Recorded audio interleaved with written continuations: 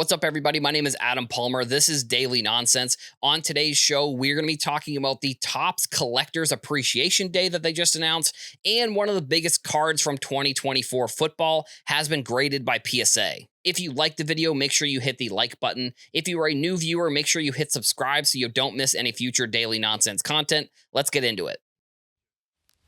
A couple weeks ago, maybe even a month ago, we talked about Fanatics launching Fanatics One, which was their membership program that they were doing to bring collectors and people, basically anybody using Fanatics, to bring them kind of more closer to their ecosystem and give them cash back. And now it's been announced that Topps is actually going to be doing the first ever Collectors Appreciation Day. Now, that is the day before PSA and the Mets are doing their joint collaboration here. And there are a couple teams that are partnered with this. So if you bring a card to these games that are going to be going on at these stadiums, you can get rewards at the stadiums. So I'm looking at the rewards here because there were so many. Honestly, it was impossible to remember. So if you go to the Mets game with a Topps card, the first 500 people to show it get a free hot dog voucher. If you were going to Camden Yards in Baltimore, you get $15 off a concession for the first 500 fans. I think this is probably going to be first 500 fans for all of them. If you go to the Great American Ballpark, which is in Cincinnati, and you bring a card, they will give you a mystery Reds promo item. So obviously it's a mystery. We don't know what those items are going to be. Dick's Sporting Goods has also announced they're going to be part of this partnership. And if you bring a card to any of it says it's designated collectors clubhouse locations, which probably is specific Dick's Sporting Goods, you'll get a free pin. You know, these are going to be some cool items, I think. Unfortunately, this might be one of the only collectors things. Like the other ones are vouchers, or except for, I guess, the Reds is the mystery promo item. And then if you go to GameStop and you bring in any Topps entertainment card, so I think that means non-sports card, buy one, get one 50% off all Fanatics card supplies. You actually get like a ton of stuff. So a PSA rip and ship service with complimentary sleeves and loaders, a $20 gift card with the purchase of a Topps Marvel Heroes 1975, a Star Wars Chrome, a 2025 Marvel Chrome, or a 2025 Garbage Pail 40th Anniversary box. And then the last one is you'll get a hat pin if you bring a Topps card, if you're one of the first 150 to bring it to the MLB store in New York City.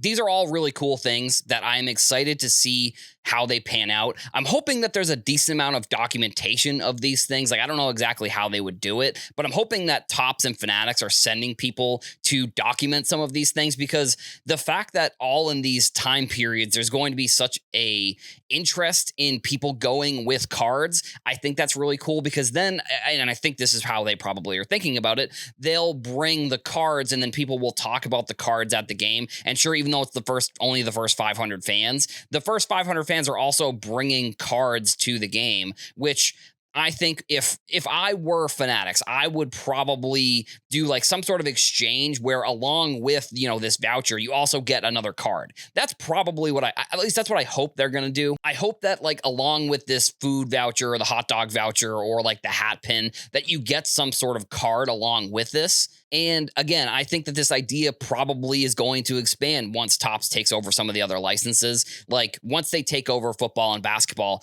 I wouldn't be surprised if we see more of these like during the year. Like I know that this is mainly for baseball, September 20th. Also, it's a way to get people to the ballpark, because like once you get into late September, if you're not in the playoff race, it can be a little bit tougher to get fans to these games. Like when I was in college, they would do like college $20 tickets to the Red Sox, which I mean, at the time, sometimes they were in the playoff race, sometimes they weren't. If they're not, usually those tickets are easier to get, but this is going to be a way to get fans to go to some of those games in late September for, all the teams that are going to be involved, which I think is really cool.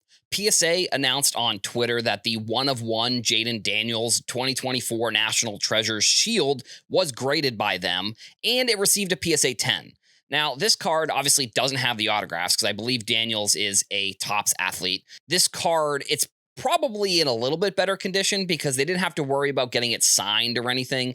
The issue with some of these cards is, though, that some of the patches may not be like real patches. Like, sure, I think in some of the bigger products, Panini still is doing some of the live patches that were actually being used. My only like issue with this card, I guess, is that like the patch is not from a real game. Like, I looked up the PSA certification number, I looked at the back of the card, and the back of the card says that this piece of memorabilia is not from any specific game or event. Now, I feel like it's probably player worn. I would hope that it's at least player worn. National Treasures is, I think, one of the biggest football products of the year. And when I was talking about this on TikTok, a lot of people were like, it's not a good product anymore because they have these sticker autos and they're not using the real patches. And in my head, I was like, well, that can't be true. Like, they wouldn't actually do that. And then when I started looking into some of the breaks, there were a bunch of sticker autos. Now, mainly the sticker autos were some of the like veterans and older players. A lot of the rookies that I saw, now it wasn't 100% of the rookies, but a lot of the rookies did have the on-card autographs. But if you are getting a card like that, you're going to be spending so much money on a card. Like, I just don't understand why Panini can't put those patches in.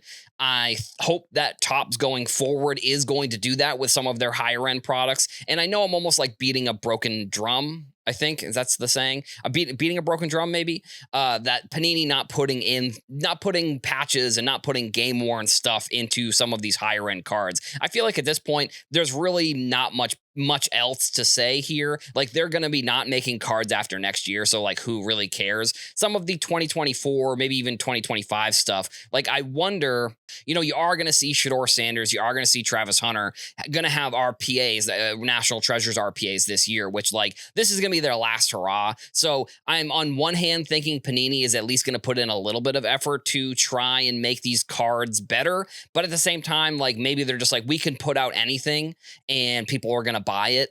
And that is maybe an issue with sports cards just in general. These companies have really created an ecosystem where any product they put out, people are going to buy it. Now, you could say that breakers are buying it. It's not regular people that are buying it. I think, sure, that is an argument, but like, they have consistently put out like products that some could argue that they're worse year over year, but they've consistently put out products, and we've seen that Panini and Topps. I think Topps is not out of this conversation. I think we've seen Topps Chrome cards with like print lines, and Panini. I know Panini has run into that issue too, but I just think overall the patch and autograph part has put sports cards in sort of a weird spot where it's like the market is sort of relying on those cards coming out of products. Now, I think those cards are not always necessarily the best ones. So like, they're putting cards that are like not worth the value of the boxes, which I'm not going to sit here and say that every box should have cards that are worth what you're paying for the box. But I think like, if you are getting any type of card in there, like if you are opening a National Treasures box, and I'm not sure what the price of that is. I'm just going to say it's whatever. It's $3,000 for a box of that. If you open up a $3,000 box of cards and you're getting $100 worth of value, I think that is not exactly sustainable. I think one of the things during the COVID era that we saw that made sports cards, that brought up the value and brought up people in the industry so much, was that like boxes still had a decent amount of value. They weren't that expensive. You could still find $20 blasters, and you could get $15 to $20 worth of cards out of those blasters. And I know blasters from retail and National Treasures are different, but I think that the sentiment of the overall thought that cards coming out of these products are just not as good as they used to be.